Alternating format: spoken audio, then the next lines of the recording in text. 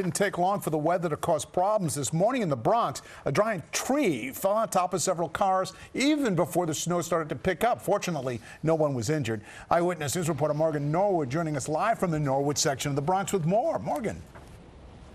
Yeah, and David, I'm standing where that massive tree once stood. All that remains here is the stump, and you can really get a sense of how large this tree was. I mean, take a look at the scope of this area here. It essentially tried to uproot the sidewalk, take it with it, when it crashed down on some cars that were parked along this street. Those cars have since been towed away. Of course, the tree has since been chopped up. But the reality of the situation here today, as the snow continues to fall, as that storm continues to move in, we could see more situations like this as the day progresses.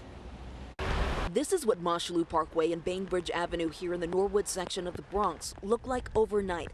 This massive tree came crashing down on this gray SUV just after 1 a.m.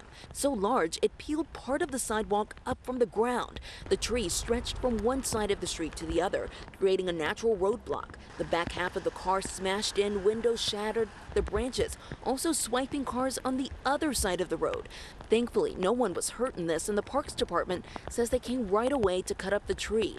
We spoke with one man who says branches have come down on his car before, and he no longer parks on the street.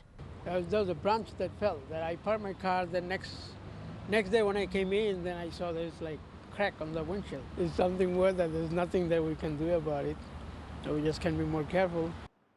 Yeah, but you really got to feel for the drivers or for who had their cars smashed in all of this. Thankfully, no one was injured. But again, as I mentioned before, the reality of the situation is we could see more incidents like this. 13 so far. The City Parks Department reporting 13 cases of reported trees coming down. So we're going to keep an eye on that as the day progresses.